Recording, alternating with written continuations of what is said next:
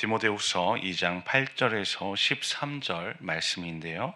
오늘 저와 여러분은 8절에서 10절 말씀을 한 목소리로 읽도록 하겠습니다. 내가 전한 복음대로 다윗의 씨로 죽은 자 가운데서 다시 살아나신 예수 그리스도를 기억하라. 복음으로 말미암아 내가 죄인과 같이 매이는 데까지 고난을 받았으나 하나님의 말씀은 매이지 아니하니라. 그러므로 내가 택함 받은 자들을 위하여 모든 것을 참음은 그들도 그리스도 예수 안에 있는 구원을 영원한 영광과 함께 받게 하려 함이라. 아멘. 오늘 말씀은요, 계속해서 사도 바울이 디모데에게 고난 속에서도 복음을 붙들 것을 권면하고 있었는데요. 이 권면의 시작을 무엇으로 하고 있었냐면요, 바로 죽은 자 가운데서 다시 살아나신 예수를 기억하라는 것이었습니다. 왜냐하면 복음의 본질이라는 것이 바로 예수 그리스도의 죽으심과 부활에 있기 때문이었는데요. 이 죄 용서와 부활에 대한 신앙이 없이는 복음을 담대하게 전하는 것이 불가능하기 때문이었습니다.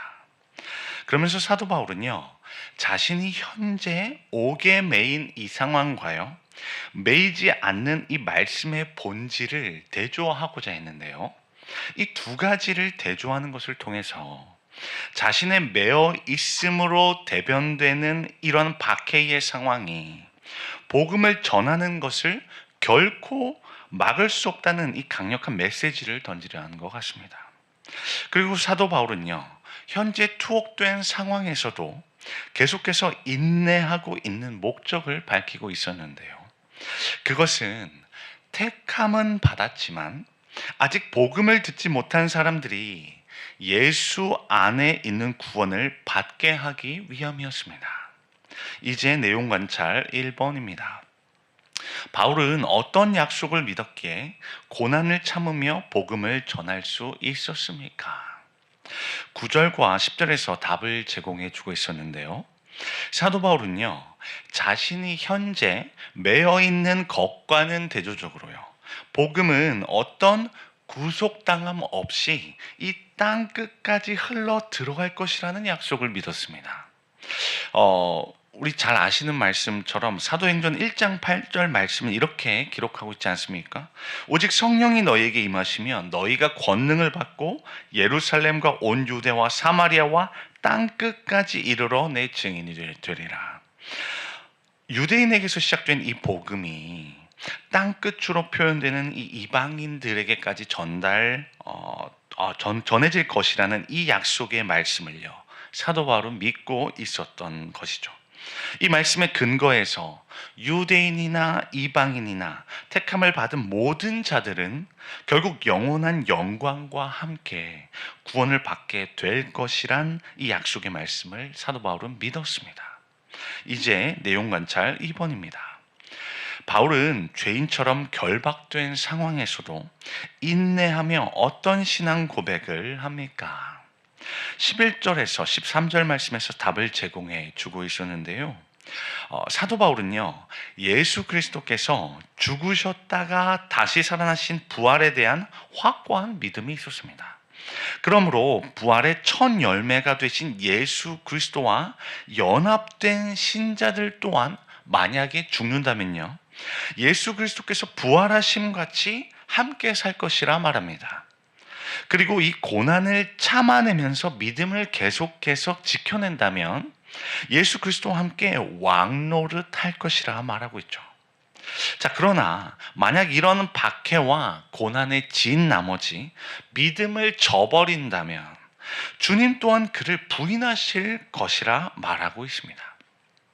그러면서 우리는 신실하지 못하기 때문에 자꾸 이랬다 저랬다 하지만요, 하나님은 변하시지 않는 속성으로 말미암아 말씀하신 것을 반드시 이루실 것이라 말합니다. 자, 근데 이 말은요, 주님과 같이 부활에 동참하고 또 다스리는 이 상에 대해서도 해당되지만요, 믿음을 저버림으로써 주님을 부인한 이들에게는요, 주님께서 똑같이 부인하실 것이란 이 심판이라는 주제 또한 해당된다는 것이죠. 이제 연구와 묵상입니다. 바울이 택함 받은 자들을 위해 고난을 참아낼 수 있었던 이유는 무엇입니까?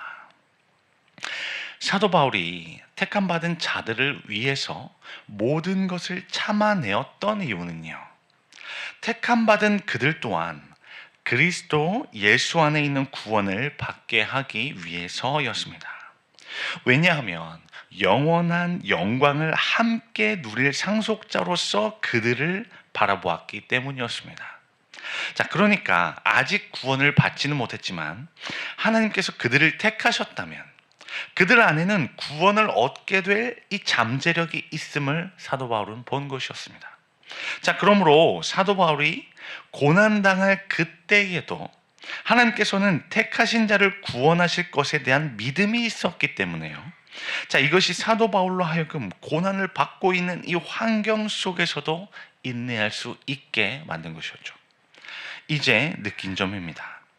하나님의 말씀은 매이지 않으며 택함 받은 자들의 구원과 영광을 위해 고난을 감당했다는 바울의 고백에서 무엇을 느낍니까? 이 고백을 들으면서 제가 느꼈던 것은요, 저는 그동안 눈에 이 가시적으로 보이는 것에 의해서 하나님의 말씀을 너무 제한하고 있었다는 것이었습니다. 자, 다시 말하면 눈에 보이는 만큼 믿게 된 것이었죠. 자, 그러니까 어떻게 보면 매이지 않는 이 말씀이 저의 시선과 판단에 의해서 저 스스로가 말씀을 매이게 만들었던 것 같습니다. 자, 그래서 전도나 선교를 할 때 또는 부서에서 보여지는 모든 모습들에 의해서 그동안 좌지우지 됐었던 적이 많았던 것 같습니다. 그러나 오늘 말씀을 통해서 깨닫게 된 것은 뭐냐면요, 보이는 것에 의해 이 제한되는 것이 아니라 보이지 않는 이 하나님의 약속의 말씀에 집중해야 한다는 것이었습니다.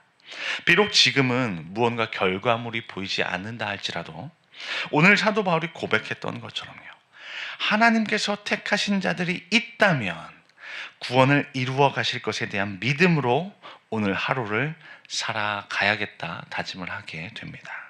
이제 결단과 적용입니다. 내가 고난당의 힘든 중에도 예수님을 붙들고 인내하며 이겨냈던 때는 언제입니까? 이 질문을 받아보니 저의 학창 시절이 생각이 나는데요. 저는 어렸을 때 저희 아버지께서 보증을 잘못 서시면서 집과 예배당이 날아갔었던 경험을 한 적이 있습니다. 이때는 저희 아버지께서 교회를 개척하시고 난 후에 수입원이 많이 없었을 바로 그때였습니다. 그러니까 성도분들이 많이 없었을 그때입니다. 이때 저는 재정적으로 많은 어려움 가운데 있었는데요. 자, 그런데 그 상황 가운데서도요, 저는 저의 부모님을 계속 관찰해 보니까 저희 부모님은 끝까지 믿음을 저버리지 않으시더라고요. 그래서 저는 그런 부모님의 믿음을 보면서 오히려 감사함으로 학창 시절을 잘 이겨냈었던 것 같습니다. 그때 참 신기했던 것은 뭐냐면요, 한 번도 굶어본 적이 없어요. 집도 날아가고 예배등도 날아갔는데요, 그 당시에 동네 이장으로 섬기시는 분의 도움을 받아서 소를 키우는 그 우사를 맡았던 그 창고 같은 그 집에 머물렀던 때도 있었어요. 그래서 그곳에서 이제 지내면서 학비가 필요하면 어느 날 학비가 필요한 때에 전화가 오는 거죠. 이만큼 헌금을 하고 싶은데 어떻게 하면 되냐고. 그래서 엘리야를 먹였던 그 까마귀를 저는 경험을 많이 한 바가 있습니다. 그래서 하나님은 이렇게 저희 가정에 필요한 것들을 공급을 해 주셨었습니다. 고난에 매이지 않은 복음을 전하는 사명자로서 살기 위해 무엇을 실천하시겠습니까? 여러분, 고난에 매이지 않는 사명자로서 살아가기 위해서요, 믿음의 성장이 반드시 필요합니다. 왜냐면요, 부모는요, 어린 자녀에게 고난을 요구하지는 않기 때문에 그렇습니다. 저와 여러분이 신체 발달 단계에 따라서 인내할 수 있는 수준이 다르듯이요, 우리 영혼의 성장도에 따라서 감내할 수 있는 고난의 수준 또한 달라집니다. 여러분이 잘 아시다시피요.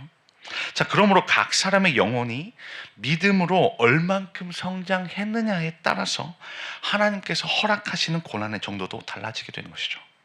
자, 만약 욥이 믿음으로 준비가 되지 않았다면요, 자, 하나님은 사단에게 그런 시련을 내리도록 허락하시지 않으셨을 것입니다. 자, 이것을 어떻게 알 수 있냐면요, 출애굽한 이스라엘 백성을 인도하셨던 하나님의 모습에서 힌트를 찾을 수 있습니다. 자, 이때 사실 이스라엘 백성은요, 출애굽한 이후에 가나안 땅으로 바로 직행할 수 있었거든요. 자, 그러면 출애굽하면서 블레셋 땅을 경유해서 이 가나안 땅으로 바로 가면 됐었습니다. 자, 이렇게 가면 가나안 땅까지 채 2주도 안 되는 거리였습니다. 자, 그런데 하나님은요, 출애굽기 13장에서 뭐라고 말씀하셨냐면요, 바로가 백성을 보낸 후에 블레셋 사람의 땅의 길은 가까울지라도 하나님이 그들을 그 길로 인도하지 아니하셨으니 이는 하나님이 말씀하시기를 이 백성이 전쟁을 하게 되면 마음을 돌이켜 애굽으로 돌아갈까 하셨음이라 그러시는 거예요. 자, 다시 말해서 이스라엘이 아직 어려서 싸울 준비가 안 되었으니까 양육과 훈련을 시키면서 자라게 한 후에 전쟁을 만날 수 있도록 인도하시겠다는 것이죠. 자, 그게 바로 자녀를 바라보는 부모의 마음이기 때문에 그렇습니다. 그러므로 자녀된 저와 여러분이 계속해서 해야 할 일은요, 영적으로 계속해서 성장해 가는 것이죠. 아마도 이곳에 계신 분들은요, 그동안 산전수전 다 겪으시지 않으셨습니까? 그래서 그동안 많은 고난 가운데서 인내를 배워 오셨으리라 생각이 되는데요. 자, 그러나 예수 그리스도의 이 장성한 분량에까지 이르기까지 저와 여러분의 성장과 성숙은 계속되어야 하는 줄로 믿습니다. 자, 하나님의 능력과 성품을 덧입어서 예수 그리스도를 더욱 닮아갈 때까지 이것을 놓칠 수가 없습니다. 자, 이것을 위해서는요, 성경 가운데 담겨져 있는 이 믿음의 이야기들을 계속 읽어가는 노력이 필요합니다. 자, 왜냐하면 믿음은 들음에서 나기 때문에 그렇죠. 자, 믿음의 이야기들을 들을수록 저와 여러분이 이 믿음 안에 더 굳건히 서게 될 것이기 때문에 그렇습니다. 삶 가운데에 가시덤불과 같은 이 어려움과 시련을 만났을 때 하나님의 도움을 구해보는 간구의 시간도 필요한 거죠. 왜냐하면 이것을 통해서 위기의 순간에서도 나와 함께 하시는 하나님을 경험함으로 믿음의 성장이 있을 수 있기 때문에 그렇습니다. 바라기는요, 이런 믿음의 성장과 성숙이 우리 성도님들의 삶에 넘쳐 흘렀으면 좋겠습니다. 자, 그래서 결실로 얻게 된 이 굳건한 믿음으로 말미암아서 고난과 역경을 헤쳐나가실 수 있기를 소망합니다. 자, 그래서 이제는 고난에 매이지 않는 사명자로 복음을 담대히 증거하실 수 있는 한 분 한 분 되실 수 있기를 주님의 이름으로 축복합니다. 기도 제목 드리도록 하겠습니다. 죽은 자 가운데서 다시 살아나신 예수 그리스도를 기억하게 하옵소서. 복음의 능력과 소망을 붙잡고 고난을 이겨내며 복음 전파의 사명을 실천하게 하옵소서. 복음을 듣지 못한 이들에게 담대히 복음을 전하게 하옵소서. 회심의 역사들이 일어나고 전도 대상자들이 예수님께 돌아오게 하옵소서. 또 지금 진행되고 있는 중등부 수련회를 위해서 함께 기도해 주시기를 원합니다. 이 시간에 주여 한번 부르시고 다 함께 기도하며 나아가시겠습니다. 주여.